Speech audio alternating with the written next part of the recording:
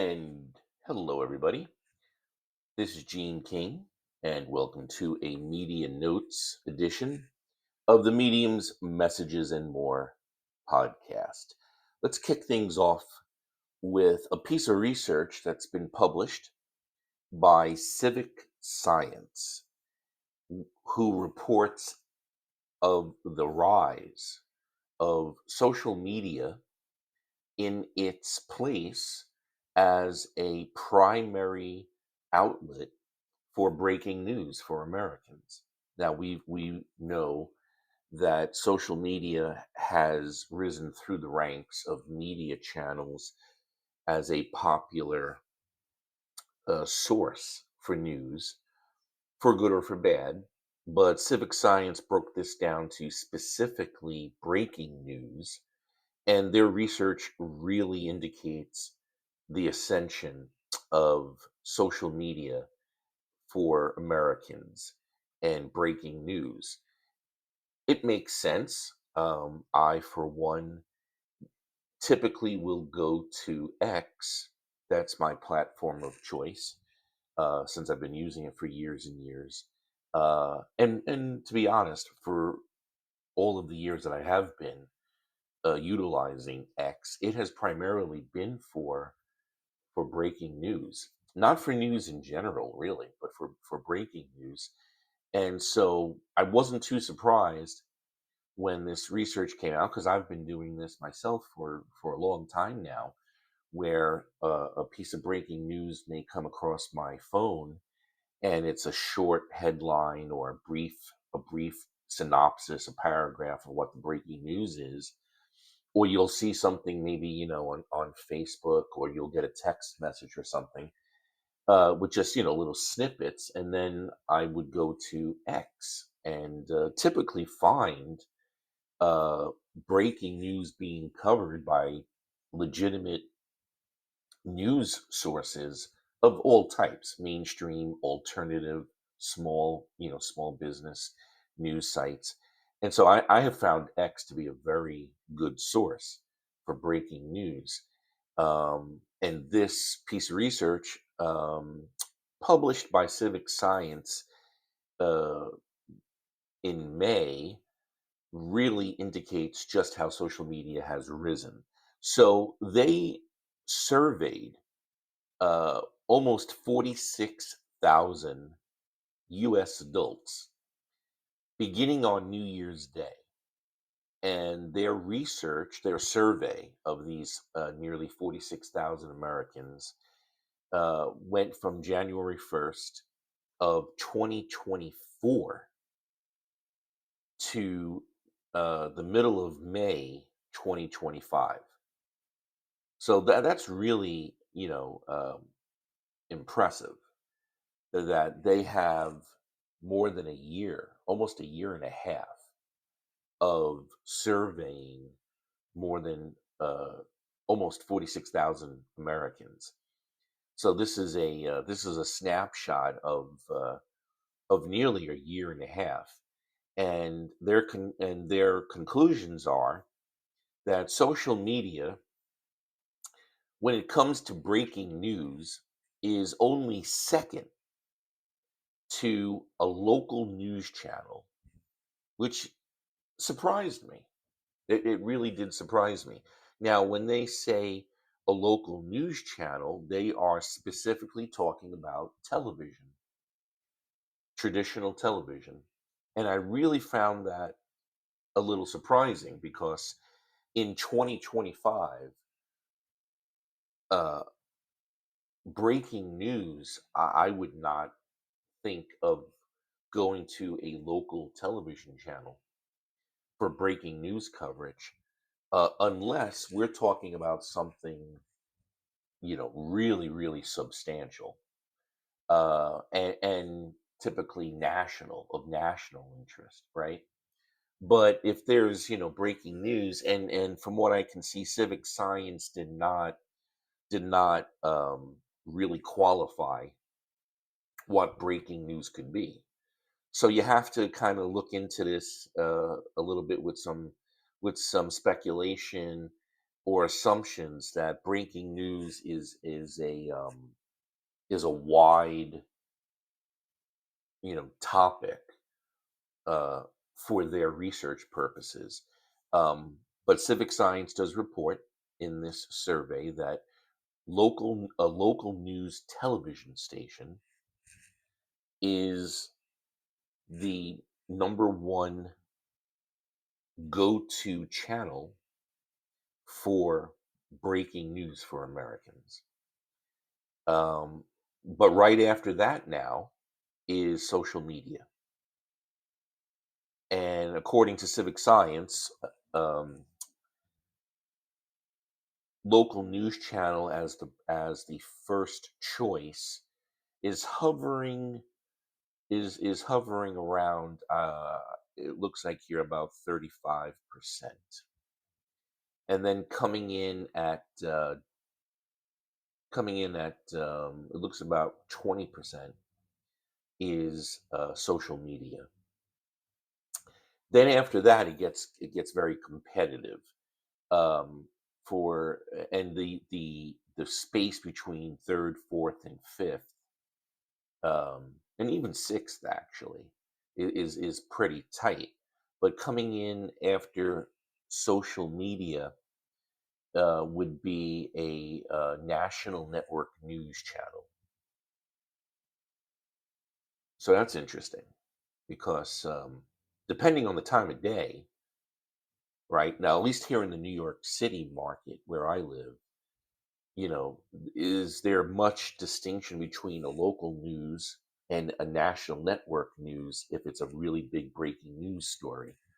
Um, no, because often, in a big market like New York City, the national network will take over the reporting from local.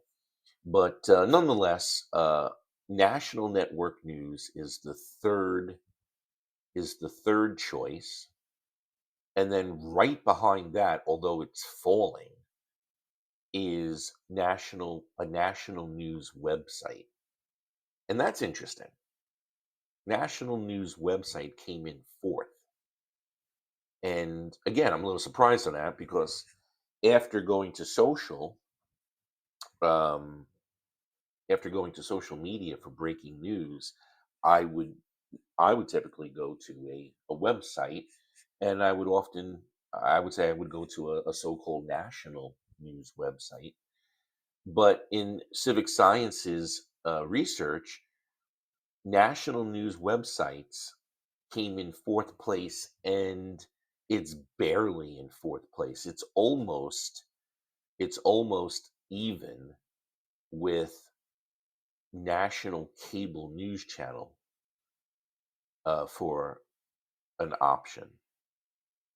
So it's pretty much a dead heat between national a national news website and a national cable news channel as the really the fourth. It's a tie basically, as the fourth option, and below that comes in a local news website, and then coming in last, relatively speaking, for this research, is radio. So to recap, Civic Science recently published a piece of research. It was a survey of nearly 46,000 American adults. They began this research on New Year's Day, 2024, and they concluded it on May 16th, 2025.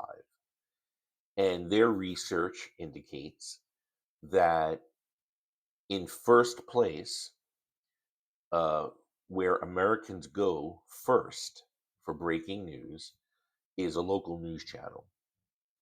But then rising and in second is social media. And then coming in third is a is national network news, followed by a national news website, local news, national cable news, and then radio. So there you go. There you go. Interesting. Very interesting. I think it kind of surprises surprises me on that. But nonetheless, the fact that social media is now, according to Civic Science and their research over almost a year and a half, social media is consistently separated from the pack as the second most popular choice to go to for breaking news. It's very interesting, and I think it reinforces for media, traditional media, legacy media, that they really need to not discount or diminish or dismiss social media, regardless of the politics on different platforms. You know, we're in this highly politicized culture where so many things are now popular by ideology. We also have that, of course, in social media, right? So you have and media, marketing, politics. They want to put everybody in a box, right? They want to try to make life as simple as possible, as black and white for them, not for us, but for them. And so they try to do this neat, segregation of people, right? So if you're conservative, so called, or Republican, so called, right? You go to X. If you're liberal, so called, progressive, so called, you go to Blue Sky, right? Trump has his Truth Social, right? There's so many different, and then there's smaller platforms. I don't think necessarily Civic Science is talking about things like TikTok and Instagram for breaking news.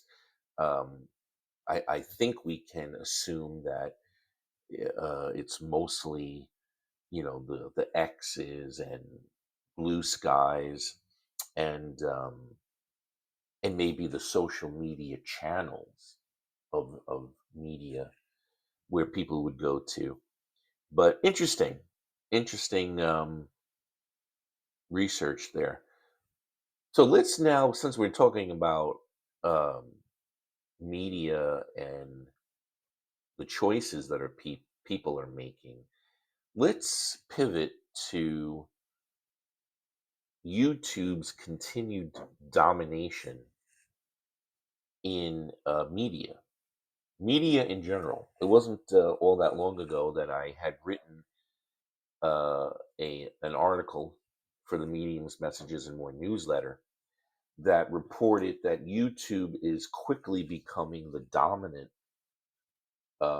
source for overall media that people are going to, um, and this trend continues, and we see in April, according to Nielsen's media distributor gauge. This is a monthly report that Nielsen publishes that reports on um, what media is, the most utilized by consumers, and also breaks it down like in streaming, which channels are being used the most. So let's just first start off with um, Nielsen's April report on total media utilization, and what Nielsen reports for April is that of all media, now this includes traditional broadcast television, cable, satellite, pay, and streaming.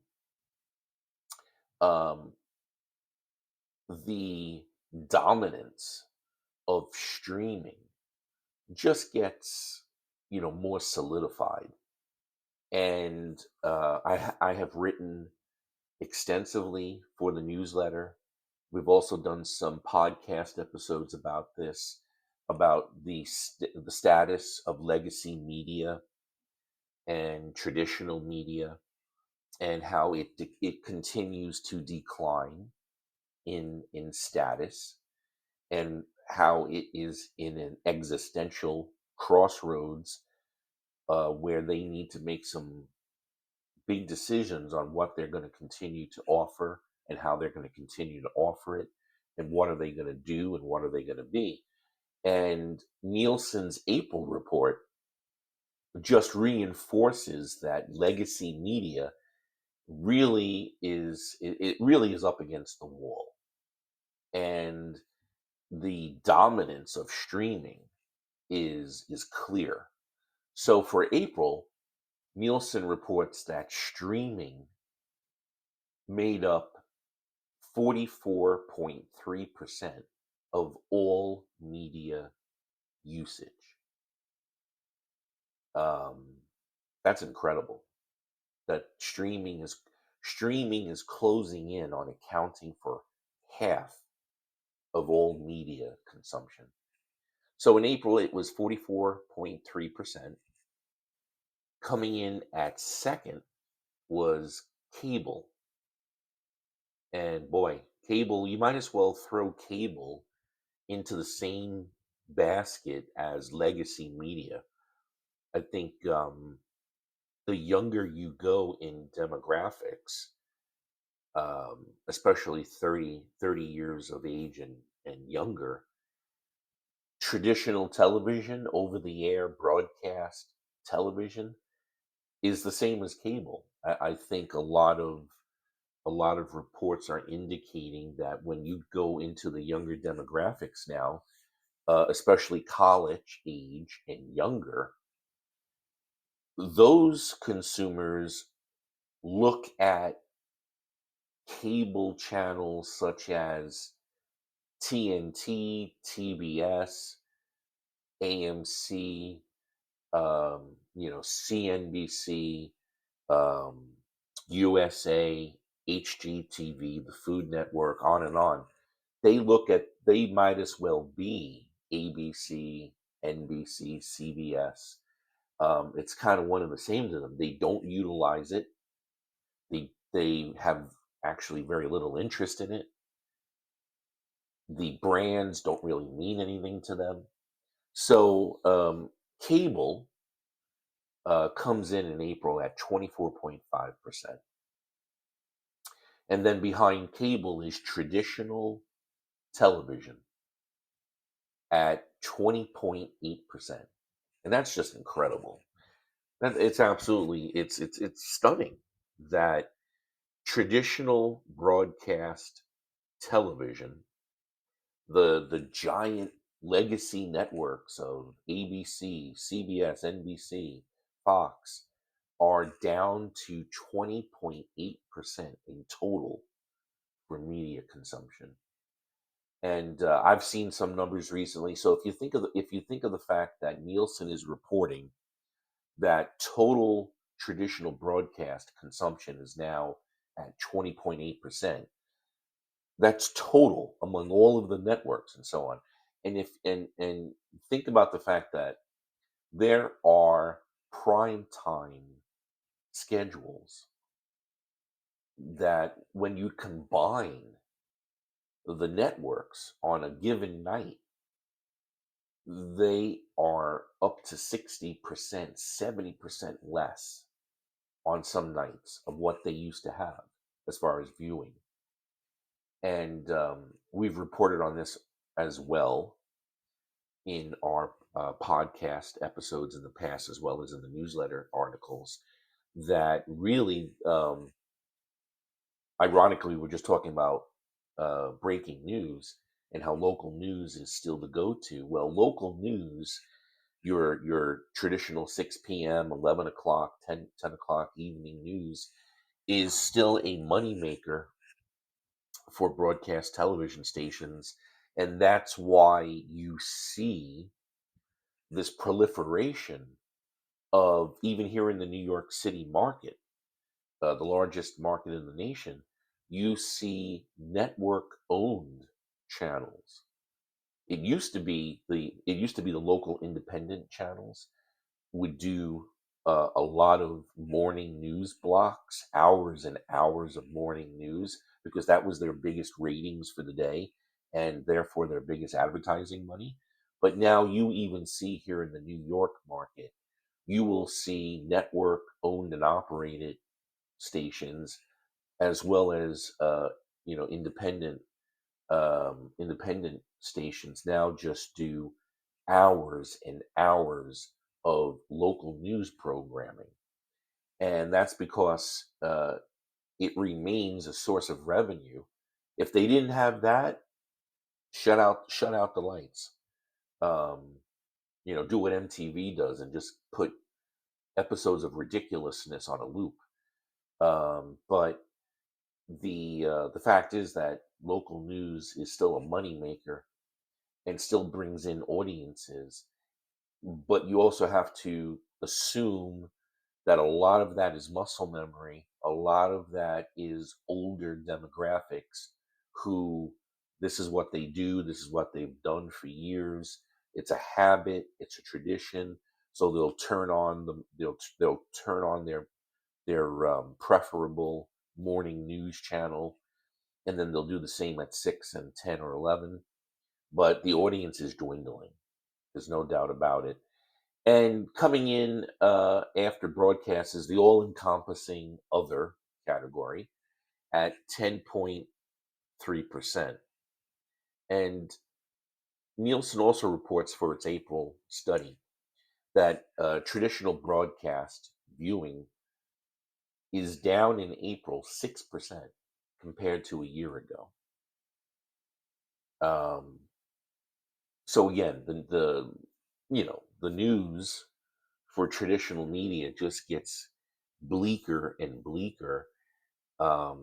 Broadcast media consumption was just at 20.8% in April, and that is down 6% from a year ago.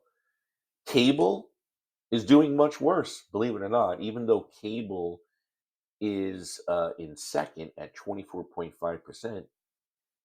Compared to a year ago, Nielsen reports that cable viewing was 16% lower than a year ago. It's amazing.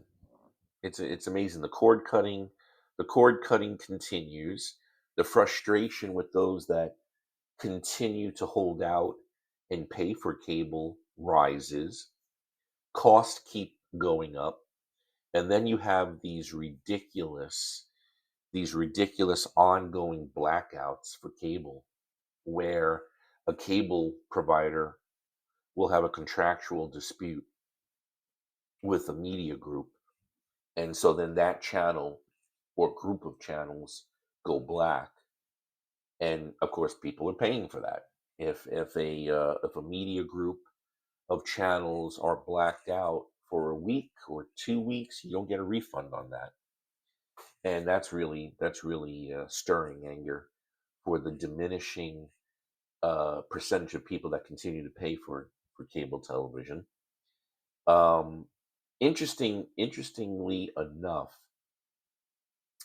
um, the the Nielsen report indicates that the April 25 share for streaming was actually down, but it was down just about a point from a year ago, which is interesting. So last April of 2024, it was at 45.3%, and this year it's at 44.3% in April. So maybe something to look into. Maybe something to look into if streaming is going to continue to go down. Typically, everything kind of goes down over the summer anyway. This was for April, so we'll see the numbers for May, and we'll continue to look at it and see what happens. But no doubt about it, streaming is king, and streaming is by far the choice for media consumption today. Now, let's break down those numbers for streaming. And a little while ago, we were talking about YouTube's dominance in streaming. And there's no doubt about it that YouTube is pulling away from others in the streaming category as the primary outlet for media consumption. So let's break down these numbers that Nielsen provided for the month of April, and take a look at all of the streaming channels in their survey and where they rank. So coming in at number one, once again, and pulling away, is YouTube. And YouTube is now accounting for 12.5% of all streaming in the month of April. 12.5%, that's up from a year ago in April. That's up nearly 30%. So really since 2025 began, we have been covering the emergence of YouTube as the most popular media channel for Americans to go to for media consumption and for entertainment. And it, relatively speaking, it's happened very quickly. And this Nielsen report for April indicates that, because um, a year ago, YouTube's share was 29% lower. So it has really risen, and it has risen fast. It was YouTube's third consecutive month at the top of the Nielsen chart. And interestingly enough, um, Netflix, which was the king of streaming for a long time, um, Netflix was by far the number one choice for streaming, and it had been pulling away until recently. Well, Netflix comes in second, and Netflix has been in second for a while now. In most research that I've seen, Netflix came in second at 7.5% of all streaming. And Netflix kind of went through this kind of relatively dark, not dark, quiet period uh, last year, where they were pulling back on new releases. They were canceling shows.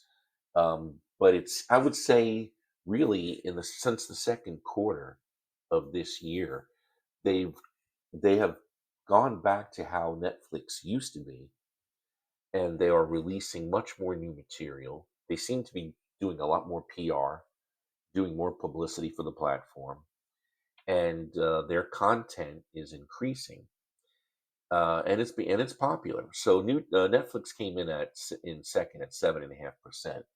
Coming in at third is Disney. And what's interesting with Disney is Disney has dropped as YouTube has risen and Netflix has dropped and then rebounded. Disney is clearly dropping. There's a trend there that is beginning to take place, where Disney's share in streaming seems to be going down consistently. So I'm sorry, Walt Disney came in at third, and they dropped down to uh, 5%. Now, uh, this includes Disney includes viewing on Disney Plus, ESPN Plus, and Hulu. And Disney is down from a year ago. Let me see what the research is saying. Um, Disney is down about 1.5%. Um, Although they did gain just about a half a percentage from March, but overall Disney is down, and that continues to be a trend that we're looking at. I think media observers are interested to see how Disney is going to fare over the summer. And even though they're clearly a major player in streaming, um, I've seen some analyst reports questioning if Disney has already hit its ceiling, and if Disney now is in a place where they're just going to try to do their best to retain streamers, or if they're going to pivot and try to create content exclusively for the Disney streaming platform to gain viewers. Um, as a side note, as a side note to Disney coming in third, um, Disney owns ABC, the ABC television network, and ABC as a network. If you look at the primetime programming for ABC, it's a little stunning um, for a major television network. Even though it's a major television network on legacy television, which is of course, you know, diminished in its prominence. Still, though, it brings in millions and millions of viewers a week. And yet, if you look at the primetime programming for ABC, it has really been watered down. There's not a lot of new programming. And the head of Disney himself said just a few months ago, which caused the market to go crazy, and people at ABC started having anxiety fits because um, uh, Iger at Disney, whether it was a slip and he didn't mean it, or it was stream of consciousness and he revealed his true feelings about ABC. But he did say at a meeting, a public meeting, that ABC was an asset that Disney did not really hold in high regard, in the sense of something that they needed to hold on to, and it might be something that they would spin off or sell. And when you look at the programming investment at ABC, it makes you wonder, because if you look at the primetime lineup at ABC now, a lot of it is game shows. A lot of it is game shows and uh, live reality shows. Um, Not a lot of original programming. So it'll be interesting to see what happens. And of course, ESPN is a part of Disney as well. And it's really interesting that Nielsen, you know, makes sure that it tells us in its reports that when it accounts for Disney's share of streaming, that includes Disney Plus as well as ESPN Plus. And that's really surprising, and it's going to be something that media observers are going to be fascinated in observing on what's going to happen, because you would think with ESPN Plus being grouped in with Disney as the streaming platform, that its numbers would be higher. So that's a little interesting too. But we know that ESPN's audience on cable has been greatly diminished from what it used to be. It keeps bleeding viewers to the point where I think for survival, and to give the executives at ESPN some credit, just looking forward, and looking into the future, they realize ESPN's future is not cable, it's going to be streaming. And so, therefore, they have invested heavily in ESPN streaming, and launching new offerings that include ESPN. But the fact that ESPN didn't help Disney get more than 5% share is interesting too. And that could be something related to the cost of sports programming. Um, we know, and we've covered this as well, that even though sports is the number one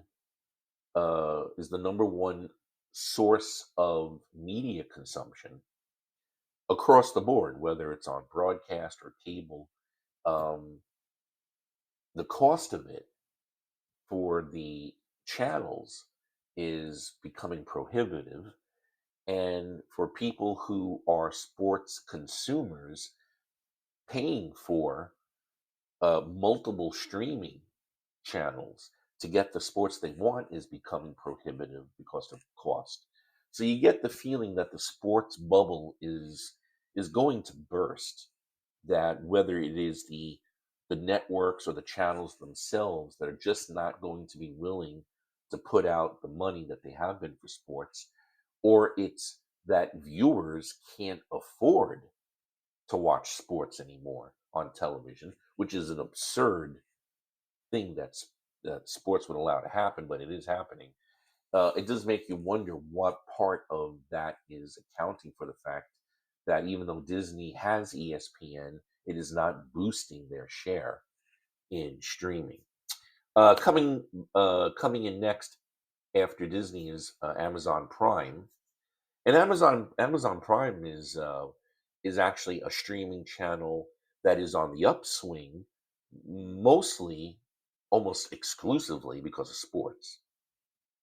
Amazon has um, Amazon has really invested a lot into sports, of course, with the NFL now and their holiday games that they'll be offering, as well as Major League Baseball games.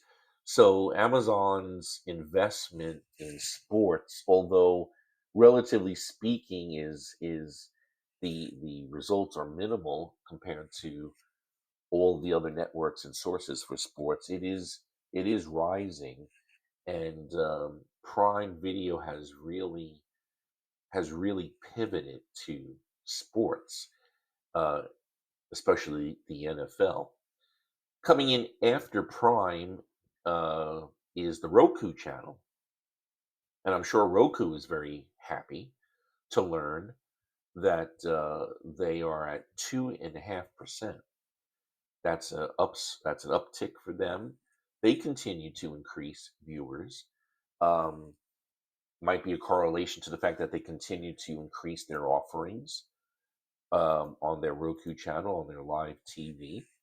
Roku also, of course, has the built-in Roku TVs, Roku sets, where the Roku channel is prominent. So that helps gain and maintain viewers. So Roku channel is relatively speaking a bright spot, doing well, continuing to grow slowly.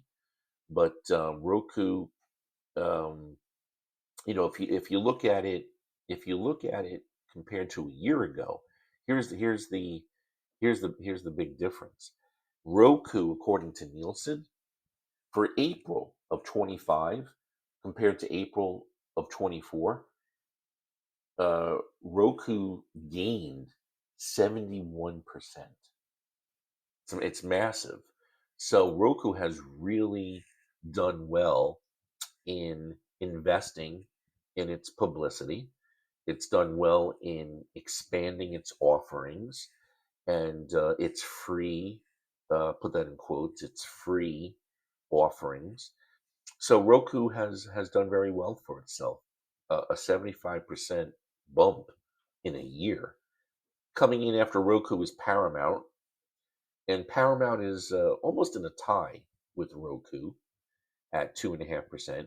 Paramount includes viewing on Paramount Plus as well as Pluto, and Pluto has done very well. Now the thing with Pluto, is Pluto was rising and rising and rising for a while, and it was gaining more viewers, it was gaining traction, and it kind of stalled a little bit. Um, it looks like Pluto was in a battle with Tubi, and for a while there, I think Pluto had the bigger infrastructure with Paramount initially.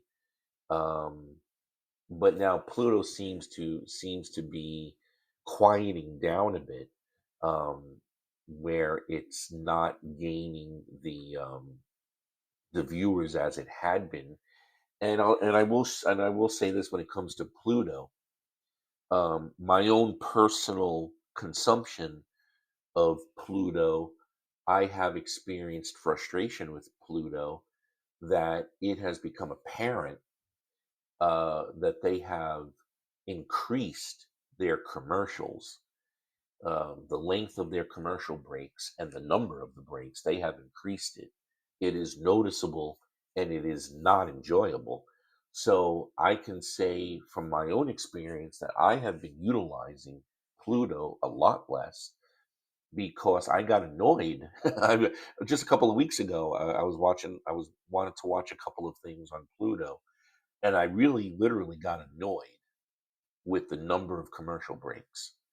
And I had started using Pluto not long after it first premiered, and I can see the difference in the number of commercial breaks. So I do wonder if that is coming into play, that Pluto is hurting itself in gaining and retaining viewers because of the increase of its commercial breaks. People aren't necessarily going to streaming for commercials, right? I mean, a lot of people are cord cutters and they're going to streaming as an alternative. Um, but on top of that, you know, a lot of content on Pluto are movies and documentaries, and I don't think people want to have a lot of interruption in their viewing. And that seems to be the way Pluto has leaned. I'm going to assume, and I think it's a safe assumption, that part of Pluto's programming change is because of the ongoing drama between Paramount, which owns CBS, and the Trump administration. And of course, Paramount is trying to either sell itself or merge, be taken over, and the Trump administration is really playing hardball with Paramount. They're very unhappy with the now infamous episode of 60 Minutes when it interviewed Kamala Harris, and there was editing done that a lot of people, including those in the Trump administration, felt was not journalistic, and was editing done to make um, the Democrat presidential candidate look better. And so there's this ongoing legal slash business drama taking place. Paramount wants to merge or it wants to sell itself, and it has to get, of course, approval from the federal government. That's not happening um, in any swift way. And so, as Paramount continues to struggle, relatively speaking, financially, they lag behind other media providers. It makes you wonder if their increase in commercials on Pluto is to try to help boost the revenue as this drama plays out. It seems to be a fairly safe assumption.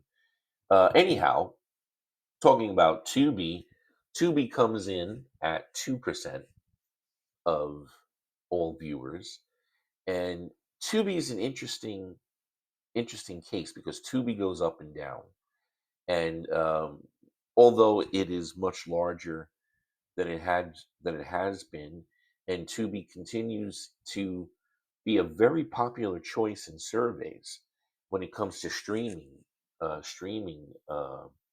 choices. Tubi continues to be, one of the most popular brands in streaming. Yet Tubi, um, as with Disney and a couple of other channels, seems to, including Pluto, seems to have hit a ceiling recently of growth. So Tubi was growing very well in 2024, month to month, and that seems to have slowed down.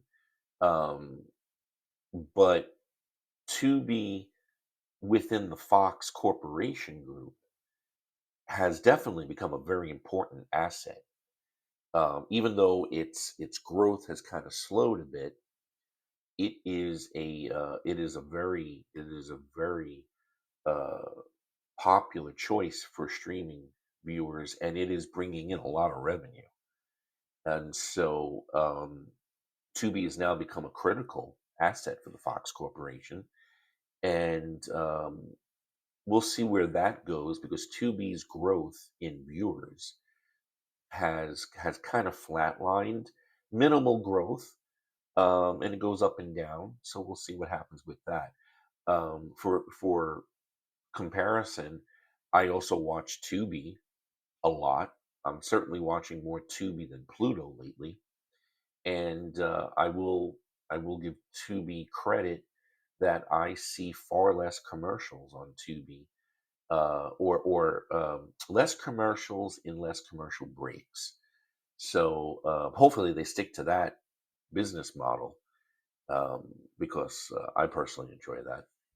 Let's now look at the rounding out of the streaming, and we have Warner Brothers Discovery Group coming in at 1.5%, and then we have Peacock coming in at 1.4%. The decline of Peacock is very interesting.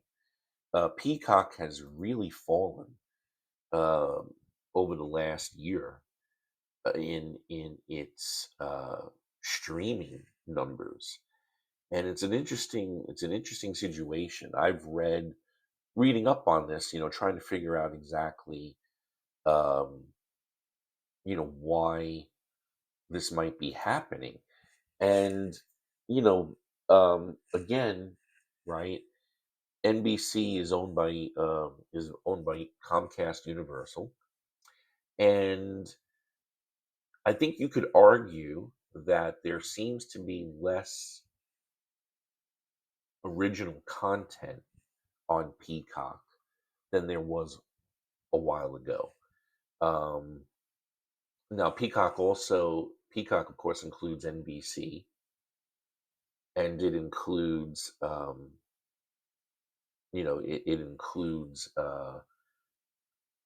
its contract with Notre Dame Sports, and it also is going to include the NBA now. So we'll see if these numbers go up. I suspect that Peacock's numbers will go up because Peacock slash NBC is doing what Amazon Prime has decided to do, and Peacock slash NBC is going harder into live sports programming. I read a report recently that for the new fall television season coming up, more than half of all primetime programming on NBC will be sports. So that's an interesting pivot. It was just reported last week that NBC approached Major League Baseball, that it had expressed interest in picking up the Major League Baseball coverage that ESPN will be dropping. Um, and I think that's primarily Sunday night, as well as some other primetime programming. But in the fall, NBC really goes in on the NBA. It has spent a lot of money to start broadcasting NBA games in prime time, and that's going to make up a decent amount of its primetime schedule. And it's going after MLB, as I just said, and of course, it has its contract with the NFL as well. So Peacock might be more sports oriented in the months to come, and that might boost the numbers. But Peacock has been declining in its share and its status in the streaming world. Um, Certainly isn't shining as brightly as it used to. So that's something to pay attention to as well. And going back to Warner Brothers Discovery, which is just above Peacock at 1.5%. Peacock's at 1.4. Of course, the Warner Brothers Discovery Group, another media group, kind of in flux. They have really noticeably pulled back on original programming, new programming. There are many shows, many series that the Warner Brothers Discovery Group owns on their platform that has basically put them in hiatus. So there's a lot of less new content across the board on the various channels that make up Warner Brothers Discovery. Again, though, to make note of a trend here, as with Amazon Prime, as with Peacock, um, Warner Brothers Discovery has pivoted to sports. So they are they are of course not happy with the fact that they lost an NBA contract, um, and that made up a big bulk of their programming. But they still have MLB.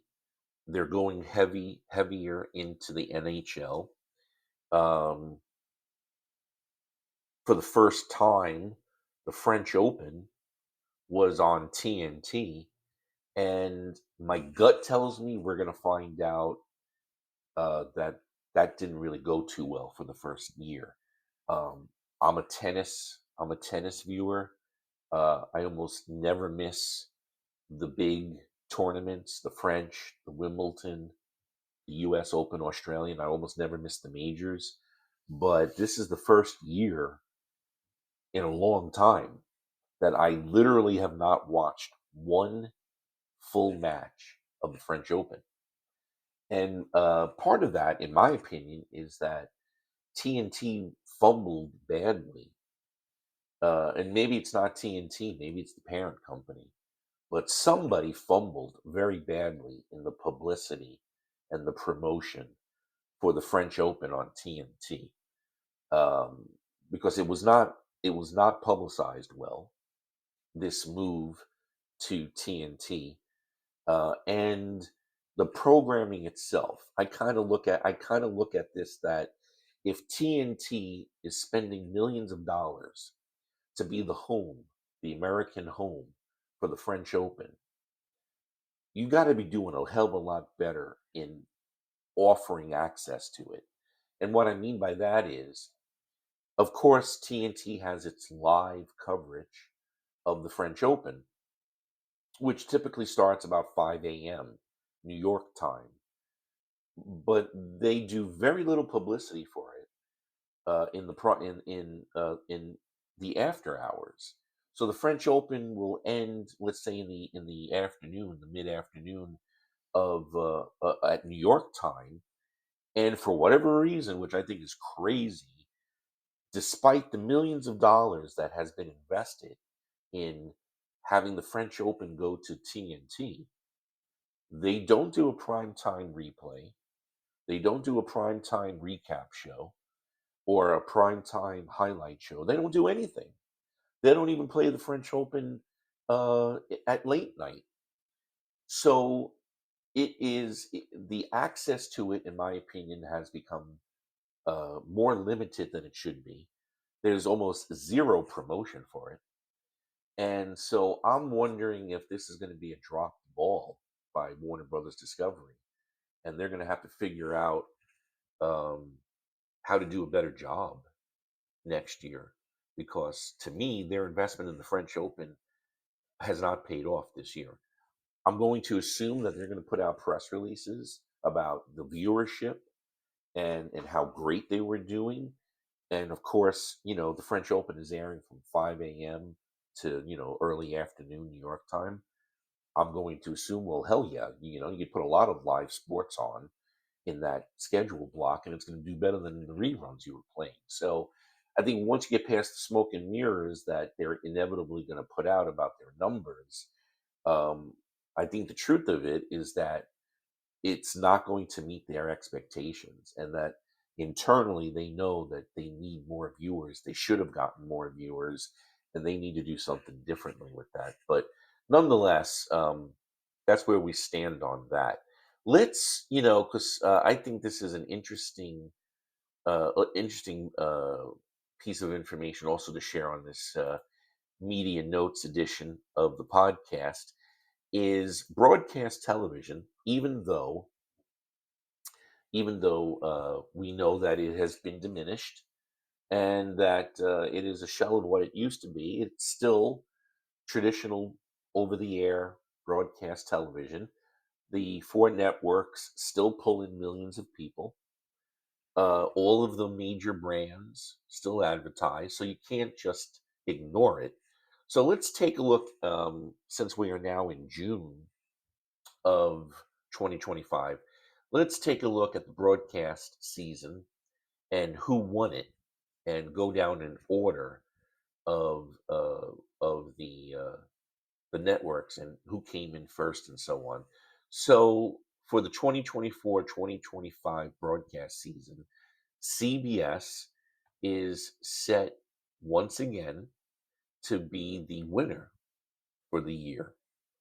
CBS will have its 17th consecutive season as the top primetime broadcast network. That's incredible. 17 years of being number one in primetime. And Paramount needs all the good news it can get. So the other good news is not only is CBS now the number one broadcast network in primetime for 17 years in a row, but their viewership is up 2%. Now, wrap your head around this. CBS is the number one broadcast network in prime time. It's up 2%, and its average. So here's the average number of viewers that it gets: 5.7 million. That's 5.7 million average viewers, according to Nielsen. And of course, hey, listen, 5.7 million is nothing to sneeze at. Um, but it is, of course, a lot lower than it used to be. Um, Collectively, Nielsen reports some more good news for broadcast, and they, of course, need it. And that is collectively, all of the four major broadcast networks for the season were up in viewers, nearly 5%. So that's good news. Good news for the networks, although there should be a caveat there. So Nielsen reports that collectively the four major broadcast networks are up almost 5%. But a lot of that, at least the first 2 months of the television season, which begins in September, the first 2 months of that season, ratings were up because of live news related to the presidential election, which makes sense.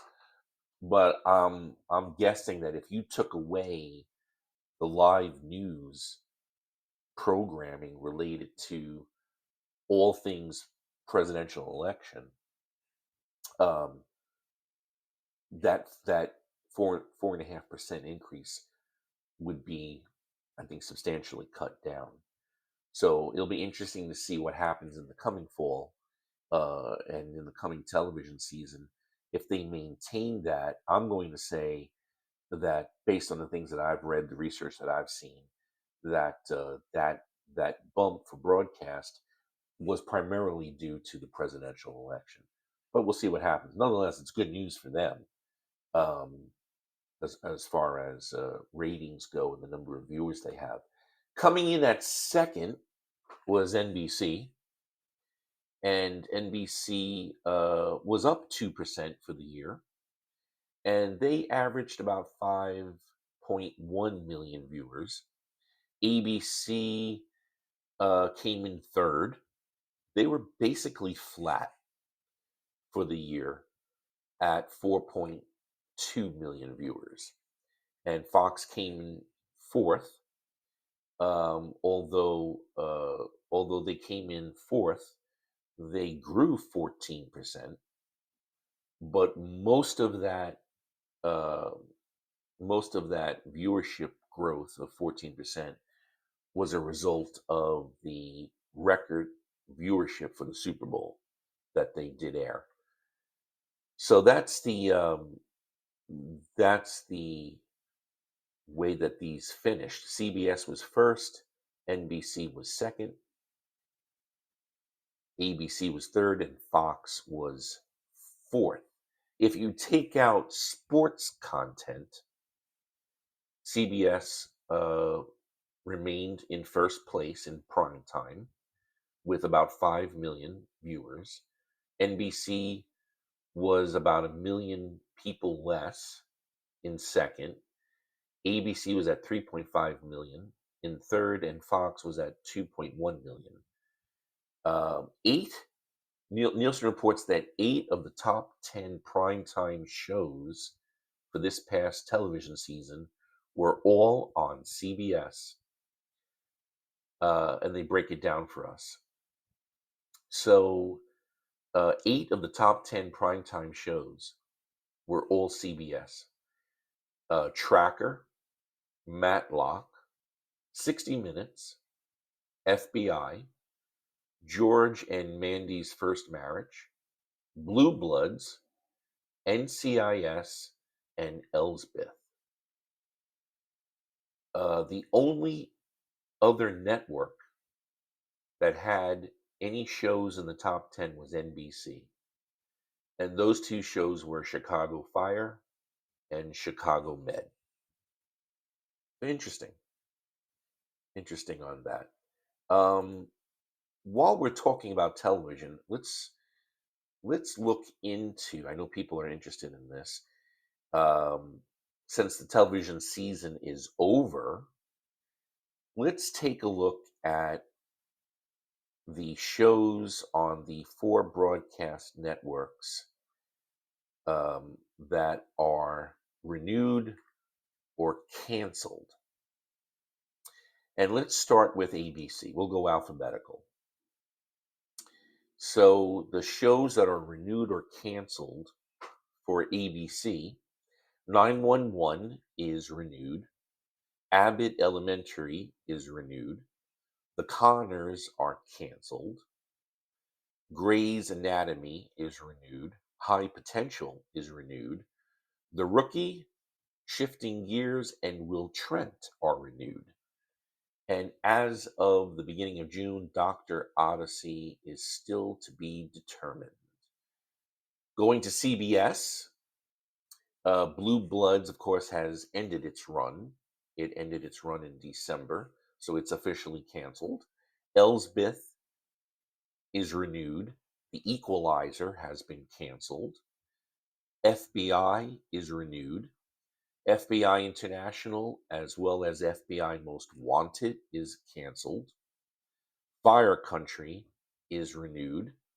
Georgie and Mandy's First Marriage, as well as Ghosts, Matlock is renewed. NCIS, actually all three NCIS Origins, and NCIS Sydney have all been renewed. The Neighborhood has been renewed for a final season. Papa's House has been canceled. SWAT has been canceled. Tracker and Watson have been renewed. Go over to the CW. And at the CW, All American has been renewed for a final season. Children Ruin Everything has been canceled, although a fourth season will premiere on CW. So Children Ruin Everything is a Canadian sitcom, and it has been canceled by CTV up in Canada. But there's a season that hasn't aired yet on the CW, which will air over the summer. Family Law has been renewed. Good Cop, Bad Cop has been renewed. Joan, which was a limited series, has been canceled. Sherlock and Daughter is to be determined. Sight Unseen to be determined. Son of a Critch to be determined. Sullivan's Crossing has been renewed.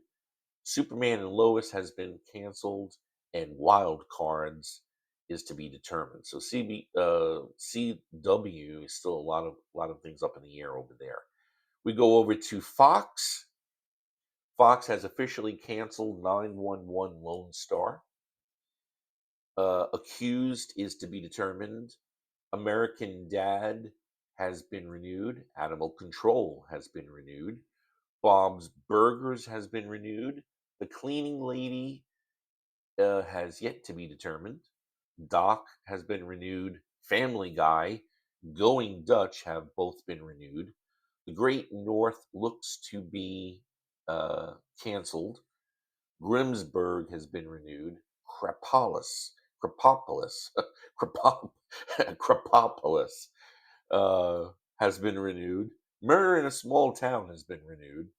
Rescue High Surf has been canceled. The Simpsons have been renewed. And Universal Basic Guys have been renewed. Over at NBC, to wrap things up, Brilliant Minds has been renewed.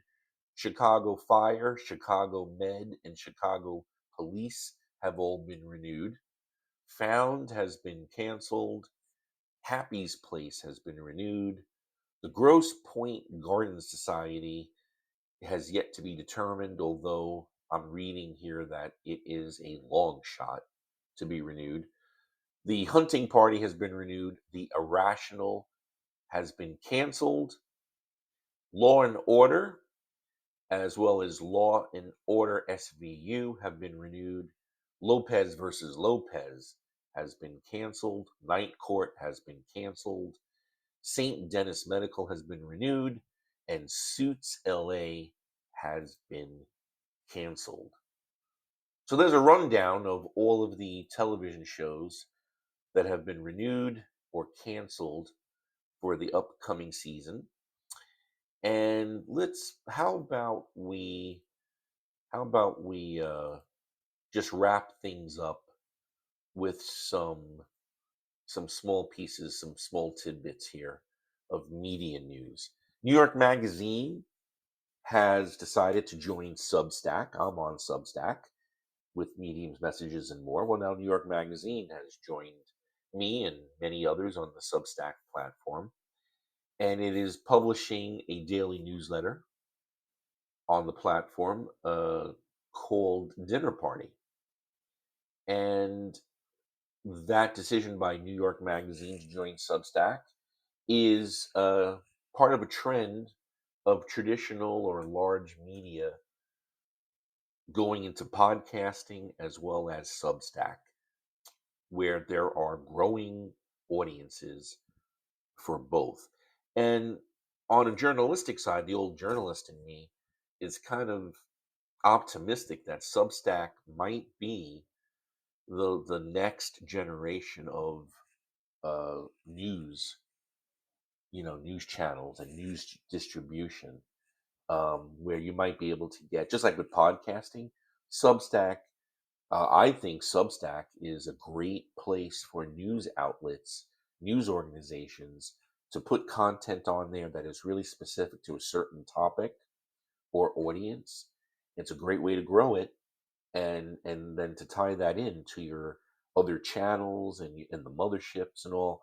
So we'll see what happens with that. But New York Magazine's decision to go onto Substack is another good sign that maybe, just maybe, the worst for print media could be over here, and that they have found a new outlet to grow audiences and readerships.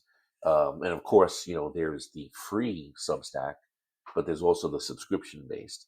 So that could be another way to grow paid paid subscribers as well. Another piece of news regarding media in Oregon, the legislature is considering a bill that is going to mandate that Google and Meta and other large online platforms compensate media organizations for content. Now, this has been going on, for quite a while now in legislatures. Some states have passed. It's more popular over in Europe, where media organizations have to get paid by online platforms that are scraping their websites and offering news. Um, Over in Oregon, the Senate Committee on Rules, they did recommend a passage. So it's now going to go to the full Senate. So hopefully, something like this will pass. I have said over the years, and as a professional who started off as a reporter covering city hall politics, police, I mean, city council meetings. My roots are in journalism. My roots are in print journalism. I absolutely hate what has happened to it, and how it is a shell of what it used to be, as far as the number of jobs, the number of outlets, and the quality, and the quantity being produced. But I have said for a long time, one of the worst managed industries is newspapers and journalism. Absolutely, they did it to themselves years and years ago when Google was new, and I started seeing the news tab, and all of this content and all of this work was being offered on a search engine for free. And the newspapers and the magazines and the media conglomerates were very slow in doing anything about it. And actually, for the first decade or so, they made a deal with the devil. They tried to indulge the search engines, and let them have that content for free, with the promise of reciprocal links and getting a share of revenue from clicks. And it just never happened. It just fell apart. And by the time the media ownerships realized that they had cut their own throats, um, it was too late. It was too late.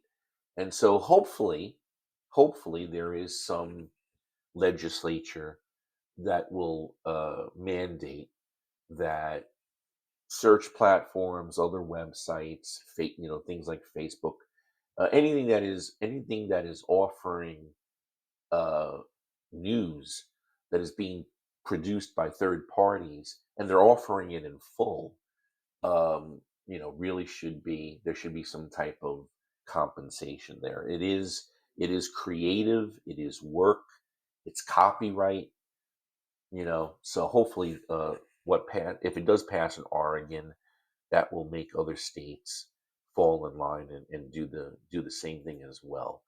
Um, Byron Allen. I don't know if a lot of people know who Byron Allen is, but for those in the media world, of course, we know that he is one of the most successful executives in media today.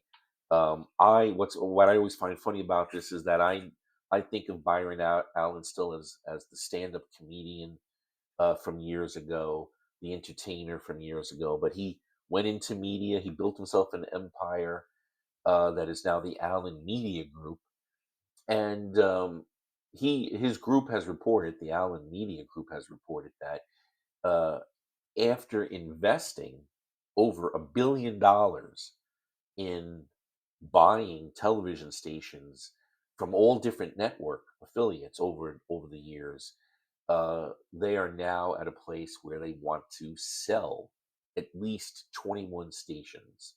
And these 21 stations are affiliated with various networks: ABC, NBC, CBS, and Fox. And it's interesting to see what's going to happen with this. Um, that they have bought all of this media property, and now they're looking to sell who they're going to eventually sell to. And the reason, the reason for it, although my understanding is the primary reason that Allen Media Group wants to sell these nearly 2 dozen stations is to really put a dent in their debt that they have, and that just might be all there is to it. Um, Disney, as large as Disney is, I know this is gonna rub people the wrong way, but Disney announced that they are cutting several hundred jobs, and I know it's a head scratcher. It makes me shake my head. One of the largest media companies on earth, one of the richest companies on earth, and yet they're going to be laying off several hundred workers um, this summer. And primarily, these include staffers in the marketing division, publicity division, casting and development, as well as corporate finance. So they say this is, of course, a cost efficiency measure, um, and that they need to reduce operating costs so they can refocus on their streaming business. We just got done talking about their streaming a little while ago in this episode, and how it has started to fall. It's flatlining. It's really not growing, and it's also not offering the new content as it had. So, do you want to give them the benefit of the doubt? They are literally tying the job cuts to refocusing on streaming. In that sense, well, we can at least make an argument that they need to do something for their streaming to prop it up again. So apparently their answer is, let's just cut several hundred jobs, and that money will help us do what we need to do for the streaming business. We shall see. And let's wrap things up with news about Saturday Night Live. Of course, SNL just ended its 50th season on NBC, and its 50th season was a good one for SNL. Their viewership was up 12% from season 49, and it hit a 3-year high. They were averaging 8.1 million viewers across platforms, not just television, but Peacock as well. So, congrats to SNL and its 50th anniversary. I never watch it. I haven't watched SNL in a long, long time. But congratulations for a historic show on their 50th anniversary. And with that, we are going to wrap up this episode, this Media Notes edition of the Mediums, Messages, and More podcast. Thank you so much for joining me and listening. I really appreciate it. You can go to Substack and type in Mediums, Messages, and More. And there you will find on Substack the Mediums, Messages, and More page, where all past articles, including podcasts now too, are on there. Or you can go to genekinglive.com, and on that website, you will find all episodes of this podcast in a podcast player, very convenient to use. You will also find the Substack newsletter, as well as an archive of all the articles and other content as well, including the YouTube channel. So it's all over there at genekinglive.com as well. Until next time, I thank you so much for joining me. I appreciate it. And until we meet each other again, be well, be safe, and talk to you soon.